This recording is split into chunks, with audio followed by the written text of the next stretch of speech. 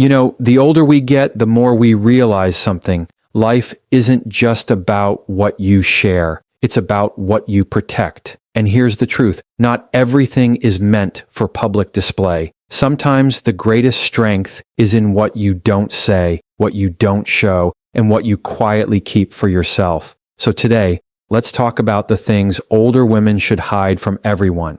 Not because you're secretive, but because you're smart. When you reach a certain stage in life, you realize that not every part of your journey needs to be narrated to the world. Your personal struggles and battles are some of the most sacred parts of your story. They've shaped you, tested you, broken you down, and built you back up again. They are the moments where you learned the most about who you are, but also the moments where you were at your most vulnerable. And when you share those raw, unfiltered battles with everyone, you give people a window into your most delicate places. Not everyone will treat that information with care. Some will sympathize, some will admire you, but others might use it to define you, to reduce you to those moments, or worse, to manipulate you. The truth is, your hardships are like your fingerprints, completely unique to you, and they deserve to be held and guarded with the same care you'd give to something irreplaceable. It's tempting to open up completely, especially when we're in a culture that constantly tells us to share our truth or be transparent. But transparency has limits when it comes to self-preservation. There is a difference between being honest and being exposed. You can be honest about the fact that you face challenges without narrating every detail of the pain. There is strength in letting people see your resilience without letting them dig through the exact trenches you've crawled out of. The people around you don't need to know the full scope of the nights you cried yourself to sleep, the times you thought about quitting, or the heartbreak that made you question your worth. Those moments are sacred because they belong to you, and you are the one who decides when, where, and with whom they are shared. When you tell everyone about your deepest struggles, you risk giving away parts of yourself that you may not be ready to have judged or misunderstood. It's important to remember that the human mind loves to label and categorize. Once you share a painful chapter, some people will forever read you through that lens. They might measure your current strength by the weakness they once saw, or hold you to the version of yourself you were in that low moment. You've grown since then. You've evolved, and not everyone is capable of seeing the updated version of you without getting stuck on the older draft. Guarding your personal battles doesn't mean shutting people out. It means being intentional. It means choosing your audience wisely, confiding in those who have earned the right to hear your story, those who will protect it instead of spread it, and those who will honor your vulnerability instead of exploiting it. There's a reason certain parts of your life feel heavier to share. It's because they carry pieces of your soul, and the soul is not something you hand out casually. You've already fought through so much, and you owe it to yourself to keep certain victories and scars as private treasures. You don't have to let everyone in on the exact details of the storm you survived to prove you're strong. Your strength is visible in how you carry yourself today, in your composure, in your peace, in the way you no longer flinch when life throws something unexpected at you. The quiet confidence of someone who has survived without broadcasting every wound speaks louder than any story could. Some of the most powerful people you'll ever meet are the ones whose past battles you'll never fully know. They've mastered the art of holding their history close, letting only the wisdom, not the wounds, show. Money is one of the most personal and sensitive subjects in life, and as you grow older, you start to understand the power that comes with keeping your financial details private. Your financial situation, whether it's abundant or modest, is not something that needs to be on display for public opinion. The reality is, once people know exactly what you have, they will start to form narratives in their minds. Some will expect you to give or help more. Others might envy or resent you, and some may even start to calculate how they can benefit from your position. When you keep your finances to yourself, you hold control over how people interact with you, and you protect yourself from expectations that can quietly become burdens. It's not about being secretive for the sake of secrecy, it's about self-protection and independence. Money changes the way people see you, sometimes in ways you won't even notice at first. A simple piece of financial information can plant a seed of judgment that grows over time. If someone believes you're doing exceptionally well, they might assume you can afford to say yes to everything. They might begin to question your choices or feel entitled to your resources. On the other hand, if they think you're struggling, they may see you as less capable or treat you with a kind of pity that underestimates your strength and resilience. Neither of those perspectives truly reflects who you are, yet both can influence how you're treated. By keeping your financial details private, you're not only protecting your resources, you're protecting your peace. You don't have to answer unspoken questions about why you bought something, why you didn't buy something, why you take certain trips, or why you make certain sacrifices. When you remove that information from the conversation, you give yourself the freedom to make decisions without an audience dissecting them. This freedom is especially valuable because as life goes on, your financial choices become more about personal goals and long-term security than about proving anything to anyone else. There's also a deep emotional layer to finances that people often overlook. Money is tied to hard work, sacrifice, and sometimes even painful lessons.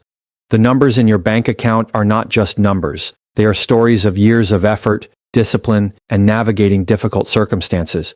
Those stories are personal, and they deserve to be shared only with people who respect them enough not to use them against you. Not everyone has that respect.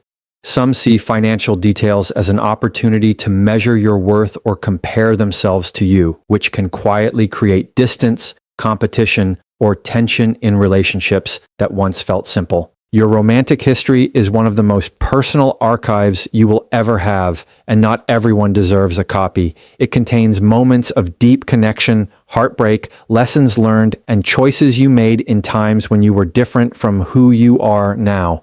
The more people know about every detail of that history, the more they may start to see you through those old chapters instead of the person you've become today. There's a certain power in allowing your current self to be defined by your present actions rather than by a trail of past relationships that no longer reflect your reality. Protecting that history isn't about hiding mistakes or pretending they didn't happen. It's about keeping those experiences in the hands of people who will treat them with respect, not as gossip or ammunition. When you share too much about who you've been with, what you've been through, and why things ended, you open yourself to interpretations you can't control. People will filter your story through their own beliefs and biases, and once a narrative takes root in their mind, it's hard to change. They might view you through the lens of your past partners, assuming those choices define your standards or your value. They might analyze your current relationship decisions with unnecessary scrutiny, looking for patterns or mistakes to predict your future. The reality is, none of that is fair because your past is not a prophecy, it's a classroom. There's also a layer of dignity that comes with keeping certain details to yourself. Relationships, no matter how they ended, once held moments of intimacy, trust, and vulnerability. Those are not pieces of your life to be passed around casually. They were real connections, even if they broke apart, and airing every detail to the wrong audience strips them of the privacy they once had. You can acknowledge your experiences without opening the door to every memory. You can share the wisdom without sharing the full wound. The older you get, the more you realize that some stories belong in a closed book. Not because you're ashamed of them, but because they lose nothing by staying unspoken. You don't need the validation of others to process or understand what happened. You've already done the work to heal and grow. And when you keep those details private, you also protect the people involved, even if they're no longer part of your life. This speaks volumes about your character. You're not interested in dragging the past into the present or in letting it define the way others see you. There's a kind of quiet strength in letting people wonder without ever giving them the full answer. It forces them to get to know you for who you are now without leaning on outdated information. It keeps your present relationships cleaner and freer from comparison or shadowed expectations. And for those you allow into your inner circle, you get to decide exactly how much they know, ensuring that what you share is met with understanding and trust rather than idle curiosity. Your romantic history is not a public timeline. It's a private evolution, a series of steps that brought you to where you are now. Not every step needs to be dissected, explained, or justified to others. The lessons you've carried forward are what matter most, and those lessons are already visible in how you carry yourself, the standards you set, and the love you choose to give and receive today. The rest belongs to you, and it's perfectly fine to keep it there. Your weaknesses and insecurities are some of the most delicate parts of who you are, and not everyone should have access to them. They are the places where you've felt small, unsure, or unsteady, and they carry stories that most people won't understand the way you do. The truth is, when you reveal those soft spots to the wrong audience, you give them a kind of power over you, power they may not deserve and may not use with kindness. Some people will use that knowledge to protect you, but others will store it away for moments when it benefits them, consciously or unconsciously. Protecting your insecurities is not about pretending you're flawless. It's about ensuring that only the right people have the privilege of seeing the full, unguarded version of you. There's a misconception that being open about every insecurity is a sign of strength. While vulnerability can be powerful, it has to be intentional. You can choose moments to share when it will help you grow, deepen a relationship, or connect with someone who truly understands you. But if you share every insecurity with everyone, you invite a level of judgment, assumption, and even pity that can weigh you down. People can unintentionally or intentionally start to define you by those moments of self-doubt. And once they see you through that lens, it can be hard for them to see the full scope of your capabilities. Your weaknesses are not permanent. They are simply areas in progress. When you expose them too soon or too widely, you give people the chance to freeze you in place, to think of you as someone who will always be limited in that way. They may underestimate you, treat you more delicately than necessary, or even avoid trusting you with certain opportunities because they can't see beyond the insecurity you revealed. Protecting those areas gives you space to work on them privately, to strengthen them without outside voices shaping the process. There's also a kind of quiet dignity in keeping certain struggles to yourself. It allows you to navigate challenges without the noise of outside opinion. When fewer people know about your insecurities, you can focus entirely on your own perspective instead of worrying about how others are interpreting your growth. It keeps you in control of the narrative and ensures that you are the one who decides when and how to share. Sometimes, by the time you choose to talk about an insecurity, you've already conquered it, and the story becomes one of triumph instead of vulnerability. Life has a way of teaching you that not every piece of yourself needs to be displayed to be real. You can acknowledge that you're human, imperfect, and still evolving without handing over the blueprint of where you feel unsteady.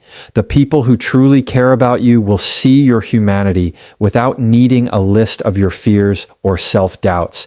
And those who don't have your best interests at heart will be left without the tools to diminish your confidence or twist your words. When you guard your insecurities, you protect your energy. You avoid the draining cycle of defending yourself, explaining yourself, or justifying why you feel the way you do.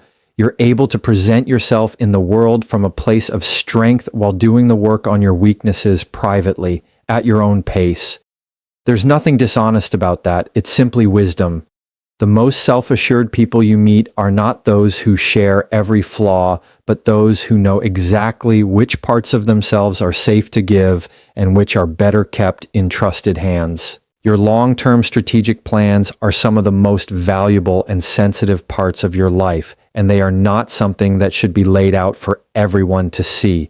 These plans hold your ambitions, your vision for the future, and the careful steps you've designed to get there. When you share them too openly, you expose yourself to unnecessary influence, doubt, and sometimes even sabotage. The truth is, not everyone will understand your goals the way you do, and some may project their own fears, limitations, or insecurities onto your vision. What feels like excitement to you might sound unrealistic to them, and before you know it, their doubt can start to chip away at your confidence. There is a power in building quietly. When you work on your plans in private, you give yourself the freedom to make adjustments without feeling like you have an audience judging every move. You can experiment, adapt, and even fail without having to explain yourself to people who might not see the full picture. Not all progress is visible, and not every step you take needs to be justified. When your long-term vision is yours alone or shared only with those you fully trust, it's protected from the noise of too many opinions. It's important to remember that big plans often take time to develop, and during that time, they are fragile. Like a seed just planted, they need the right conditions to grow: care, patience, and protection from harsh elements. Sharing them too soon is like pulling that seed out of the ground to show someone before it's had the chance to root. Even well-meaning people can unintentionally discourage you or plant seeds of doubt simply because they don't see what you see. Your vision is clear to you because it's tied to your values, your experiences, and your unique perspective. Others may not have that same clarity, and their lack of understanding shouldn't derail your momentum. Another reason to keep your strategic plans private is that not everyone around you operates with the same intentions. Some may be inspired by your goals, but others may feel competitive or threatened by them. In certain situations, revealing too much can open the door to people copying, undermining, or even blocking your progress. Privacy gives you the advantage of moving at your own pace without external interference. It allows you to surprise the world with results instead of promises. There's also a mental benefit to keeping your plans close. When you speak too much about a goal before it's achieved, you can trick your brain into feeling like you've already done the work. Talking about it can create a sense of accomplishment that replaces the drive to actually make it happen. By keeping quiet, you preserve the hunger and determination that fuel action. You stay focused on execution rather than external validation. Sharing your plans selectively doesn't mean shutting people out. It means being deliberate about who you invite into that space. The right people will encourage you without overstepping, challenge you without discouraging you, and respect your vision without trying to reshape it into their own. These are the people who can hold your ideas with care and help you nurture them into reality. Everyone else can see the finished product when the time is right. Until then, your plans are your private blueprint, and that privacy gives you the best chance of turning them into something real.